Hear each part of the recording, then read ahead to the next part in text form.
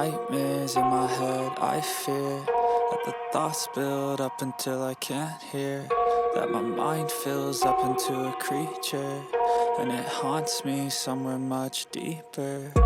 Anxiety, filling up every space, no privacy, and silently, it could build and build until you... Salam sejahtera Malaysia, denyut nadi suara rakyat bergema di channel ini. Berita terbaru daripada bharian.com.my. Sanusi perlu taubat nasuha. 13 Julai 2023. Berita penuh Putrajaya. Menteri Besar Kedah Datuk Seri Muhammad Sanusi Mad Nor dinasihat melakukan taubat nasuha dan tidak menjadikan semua perkara sebagai bahan kempen yang merosakkan diri sendiri.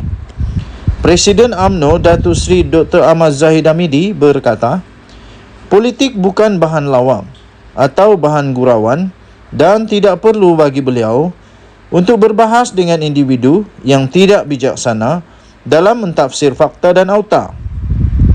Katanya, politik ini bukan bahan lawam, bukan bahan untuk bergurau. Fakta adalah fakta. Bagaimana Perikatan Nasional PN ditita menghadap yang di Pertuan Agong, begitu juga Pakatan Harapan PH ditita untuk menghadap. Selepas itu saya mewakili Barisan Nasional bersama dua rakan lain serta Gabungan Rakyat Sabah GRS dan Gabungan Parti Sarawak GPS.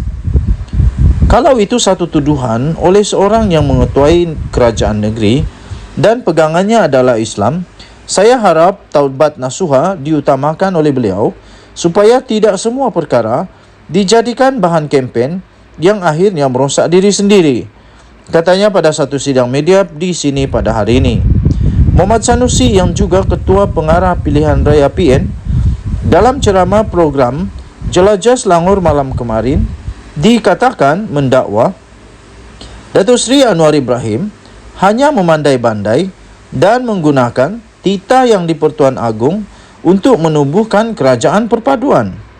Dalam ceramah itu, Muhammad Sanusi dikatakan turut menghina Sultan Selangor atas pelantikan Menteri Besar Datuk Seri Amiruddin Syari selain beberapa serangan peribadi terhadap menteri dalam kerajaan perpaduan. Katanya, Ahmad Zahid yang juga timbalan Perdana Menteri berkata, beliau tidak perlu menjawab perkara yang sudah menjadi fakta. Ia akan jadi satu isu bodoh jika saya berbahas kepada orang yang tidak begitu bijaksana dalam mentafsir antara fakta dan auta, katanya. Mengenai dakwaan undi kepada Datuk Seri Najib Razak akan berpindah kepada PN berikutan kekecewaan penyokong terhadap pelayanan kerajaan perpaduan kepada bekas Perdana Menteri itu, Ahmad Zahid berkata usaha parti tetap terus berjalan. Katanya ketika bertemu Najib sebelum ini, perkara itu dinyatakan kepada saya supaya kita jangan terjebak dengan permainan pihak luar. Usaha parti berjalan, begitu juga proses keadilan tetap dilakukan. Kita perlu pisahkan antara soal keadilan dan usaha, dan ini tidak perlu dijelaskan kepada umum, katanya lagi. Denyut nadi suara rakyat bergema di channel ini. Jangan lupa untuk tekan butang subscribe, like dan share. Malaysia kita punya, cintai Malaysia aku, kita jaga kita. Bye-bye.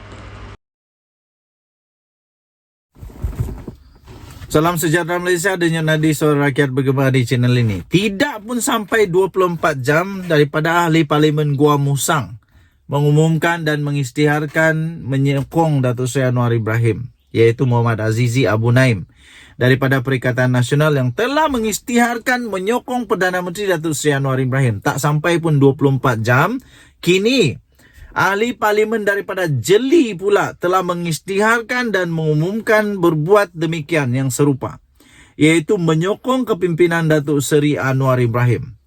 Beliau adalah Zahari Kecil. Zahari Kecil berkata sokongan terhadap Perdana Menteri itu berkuat kuasa serta-merta pada hari ini. Selepas meneliti, katanya selepas beliau meneliti, lepas memperhalusi dan selepas mempertimbangkan dengan sehabis baik tentang permasalahan yang dihadapi oleh rakyat terkini mengenai kos sara hidup, himpitan mengenai keperluan asas yang perlu dipertingkatkan dan pembangunan yang mesti diteruskan katanya.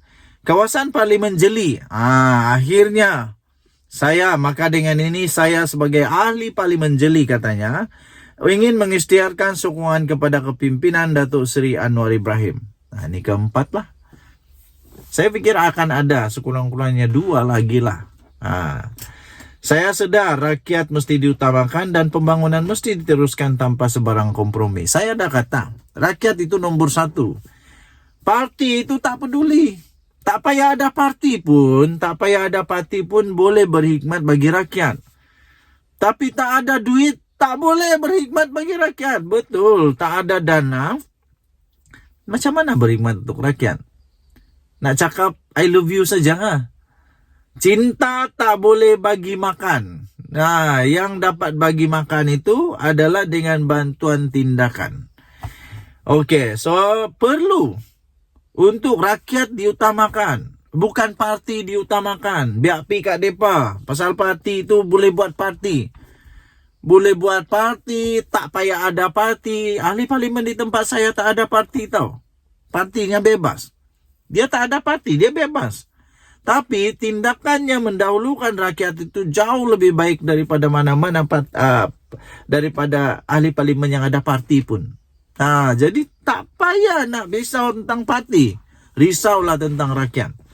Katanya dalam alaf yang serba mencabar ini, selaku ahli parlimen, saya harus memberi hikmat yang terbaik buat rakyat dan Parlimen Jeli katanya. Beliau bagaimanapun akan tetap taat dan setia, dan kekal sebagai ahli bersatu. Nanti kena gantung berapa tahun pula kali ini. Kuala Kangsar 4 tahun, Labuan 6 tahun, Gua Musang tak tahu lagi, Jeli pun tak tahu lagi, mungkin lebih entahlah, kita tengoklah.